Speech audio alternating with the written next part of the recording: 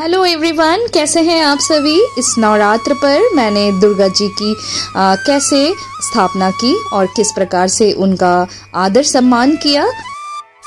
कोशिश यही रहती है कि नवरात्र के इन 9 दिनों में हम अपने मन को, आत्मा को शुद्ध रखें। साथ ही साथ व्रत सिर्फ खान पान में ही नहीं, अपने विचारों में भी हम बदलाव करें। यह एक प्रकार से डिटॉक्स करने जैसा है। वर्ष में 4 बार नवरात्रि का त्यौहार हम सेलिब्रेट करते हैं और हमें मालूम है कि हमारे देश में जो ऋतुएं होती हैं वो 4 होती हैं। जब भी ऋतुएं एक रूप से दूसरे रूप में परिवर्तित होती हैं तो कुछ भी नया सृजन करती हैं, जिस वजह से हम पूरे हर्षोल्लास के साथ माँ देवी की स्वागत करते हैं। ऋतुओं में जब भी बदलाव आता है तो हमारे शरीर पर उसका प्रभाव भी पड़ता है, जिस वजह से हमें थोड़ा सा अपने शरीर को ऋतुओं के अनुरूप ढालने में समय लग जाता है। और इस समय को अच्छे से व्यतीत करने के लिए वैज्ञानिक रूप से हम अपने खान पान और अपने मानसिक स्वास्थ्य को ध्यान में रखते हुए व्रत रखते हैं। कोई भी परंपरा, कोई भी नियम अगर हमारे पूर्वजों ने हमें हस्तांतरित किया है तो निश्चित रूप से उसमें वैज्ञानिक तथ्य होते ही हैं। माँ दुर्गा का श्रृंगार करना एक प्रकार से बहुत ही मनोरंजक कार्य है और इसे करने में मुझे बहुत ही ज्यादा आनंद आता है। जितनी भी व्यस्तता क्यों न हो, आपको जरूर से इन आध्यात्मिक कार्यों में अपना समय देना चाहिए।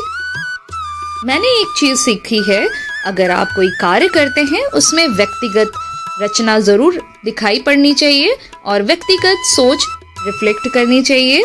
और ऐसा मेरा मानना है, जब तक आप अपने विचारों से संतुष्ट नहीं होंगे तो दूसरे से लिए हुए विचारों पर आप हमेशा संदेह रखेंगे। इसलिए जब भी आप कोई ऐसा कार्य करें जो आपको बहुत ज़्यादा पता नहीं है जिसके बारे में, तो उसमें ज़्यादा संदेह रखने की आवश्यकता नहीं होती है। मन को स्वच्छ रखकर, मन को साफ रखकर आप कोई भी कार्य को आरंभ करेंगे तो ईश्वर उस चीज को स्वीकृति अवश्य देते हैं। कई बार हमें लगता है कि यह कार्य शायद इस वर्ष नहीं हो पाएगा, पर अंतिम रूप से जैसी ईश्वर की इच्छा होती है और ऐसे ही आपकी स्ट्रेंथ कार्य करने लग जाती है और वो कार्य संपन्न हो जाता है। माँ दुर्गा के लिए जो वस्त्र मैंने मंगाए थे वो मीशो से ऑर्डर किया था और ये काफ़ी अच्छे लगे मुझे। कॉटन में ये बने हुए वस्त्र हैं और सेट ऑफ 3 के रूप में मैंने इसे ऑर्डर किया था। और ये मुकुट जो है ये मैंने लोकल मार्केट से लिया है और एडी का कार्य किया हुआ है, और जिसकी वजह से इसकी जो स्टेबिलिटी है और इसकी जो क्वालिटी है बहुत अच्छी है। जब भी ऋतुएं बदलती हैं, कई प्रकार की बीमारियां भी साथ में आती हैं। इनसे बचाव करने के लिए हमें कई प्रकार के नियम पालन करने होते हैं। हमारे खान पान में इसके बहुत ज़्यादा फायदे हो सकते हैं, जिसके बारे में हमें हर रोज सोचना चाहिए किस प्रकार से हम अपने खान पान को बेहतर बनाएं। नियम में तभी हमें कठोरता नजर आती है जब हमें उसके बारे में वैज्ञानिक तथ्य नहीं पता होते। अगर वैज्ञानिक तथ्यों के बारे में हमें ज्ञान होगा तो नियम को पालन करने में इतनी ज्यादा कष्ट नहीं आएगी। किसी भी स्थान की जो भौगोलिक दशा है उसका बहुत ज्यादा प्रभाव हमारे खान पान और हमारे रहन सहन पर पड़ता है। इसका जीता जागता उदाहरण है भारतवर्ष। भारतवर्ष के हर एक कोने में आपको विविधता दिखाई पड़ेगी। भौगोलिक विभिन्नताएं ही हमारे शारीरिक स्वरूप को बहुत ज्यादा प्रभावित करती हैं। इस वजह से जितने भी रीति रिवाज और जितने भी धार्मिक अनुष्ठान हैं उसके पीछे बहुत सारे रहस्य हो सकते हैं। उसके ऊपर हमें विचार करना चाहिए और इस पर हमें एक नए रूप से सोचने की आवश्यकता है। जब भी कोई नया कार्य करें उसे तथ्यों के रूप से समझने की कोशिश करने की आवश्यकता होती है। किसी भी प्रकार का धार्मिक अनुष्ठान हो उसके पीछे कई रहस्य हैं जिनको समय के साथ हमने खो दिया है। उन रहस्यों को समझना हमारा कर्तव्य है और आने वाले समाज को भी हम उससे अवगत कराएं, यह हमारा दायित्व भी है। वाटर लिली या कमल का फूल यह हमारा राष्ट्रीय फूल भी है। इस बात से ही आप समझ गए होंगे कि इसकी महत्वता हमारे भारत देश में कितनी ज्यादा रही है। माँ दुर्गा हो या माँ लक्ष्मी या फिर माँ सरस्वती, कमल का फूल सभी को पसंद है और इसकी महत्वता आप अपने ऐतिहासिक धरोहरों में भी देख सकते हैं। उनमें उकेरे हुए कई ऐसे कमल के फूल देखने को आसानी से मिल जाएंगे। मुगल जब हमारे देश में आए तो उनका जो कैलेंडर था वो हिजरी कैलेंडर के नाम से जाना जाता था। उनका कैलेंडर उनके भौगोलिक दशाओं को समर्पित था। जब वो हमारे देश में आए तो हमारे कैलेंडर से उनका कैलेंडर मैच नहीं करता था। इस प्रकार से बंगाली कम्युनिटी ने हमारे अपने लिए एक नया कैलेंडर बनाने की सोची और वो ऋतुओं से समर्पित थी। जिस प्रकार से ऋतुएं बदलती थीं उस हिसाब से उस कैलेंडर का निर्माण किया गया, ऐसा कुछ लोगों का मानना है। क्षेत्रीय विशेषताएं आपको अवश्य देखने को मिलेंगी पूरे भारत में। जैसा कि मैंने बताया, बंगाली कम्युनिटी के लिए ये दिन बहुत ज्यादा खास होता है। लोग सुबह उठते हैं, नए वस्त्र पहनते हैं और अपने इष्ट देव को याद करते हैं और तरह तरह के पकवान भी बनाते हैं। देवी का कोई भी स्वरूप हो, ईश्वर को किसी भी स्वरूप में आप याद करें, ईश्वर तक बात जरूर पहुंचती है, वो वाइब्रेशन जरूर पहुंचती है। इसलिए जब भी कोई कार्य करें बहुत मन से करें, बहुत दिल से करें।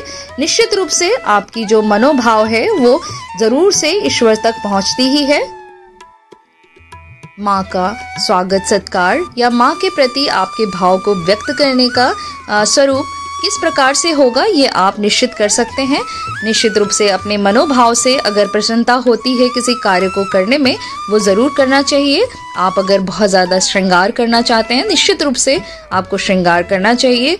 आपके पास समय कम है तो आप समय कम रहते हुए भी माँ को किस प्रकार से उत्साहित कर सकते हैं, माँ की एनर्जी को किस प्रकार से महसूस कर सकते हैं, ये आपके ऊपर निर्भर करता है। अपनी एक व्यक्तिगत पहचान अवश्य हमेशा बनाए रखना चाहिए। ये हर एक कम्युनिटी भारत की अभी भी बनाए रखी हुई है। समय के साथ साथ इसमें थोड़ा सा क्षीणता देखा गया है। इसलिए आवश्यकता है कि हम अपने बच्चों को वो सारी रीति रिवाज जरूर बताएं जो आपके क्षेत्रीय विशेषताओं को जरूर बताती हों या आपके पारिवारिक तौर पर अपनाई जाती हों। वो अवश्य रूप से बच्चों में ट्रांसफर होना चाहिए, नहीं तो इस प्रकार के कल्चर को बचा पाना बहुत मुश्किल होगा और इस प्रकार के कल्चर को बचाना हमारे समाज के लिए बहुत ज्यादा आवश्यक है। पूजा के नियमों के गुण रहस्यों को अवश्य समझिए, ये आपको जरूर से उत्साहित करेगी और एक नए विचार के साथ आगे बढ़ने को प्रेरित करेगी। अग्नि, जल, वायु इत्यादि इत्यादि चीजें ये हमें ईश्वर के समीप रखती हैं और हमें इन चीजों से जुड़े रहना चाहिए। प्राकृतिक चीजों में ही ईश्वर का वास होता है। अगर आप कोई भी कॉर्नर घर का प्राकृतिक चीजों से संवारते हैं तो निश्चित रूप से वहां पर ईश्वर का वास होगा। जल, वायु, अग्नि इत्यादि इत्यादि तत्वों को जरूर से अपने नित्य कार्यों में महत्वता दें। जीवन के गुण रहस्यों को अगर आप जितनी जल्दी सीख लेंगे उतना बेहतर आने वाला समय आपका होगा। हम अपने बुरे वक्त से जो कुछ भी लर्न करते हैं वो एक प्रकार से ईश्वर की तरफ आगे बढ़ने का एक स्टेप होता है।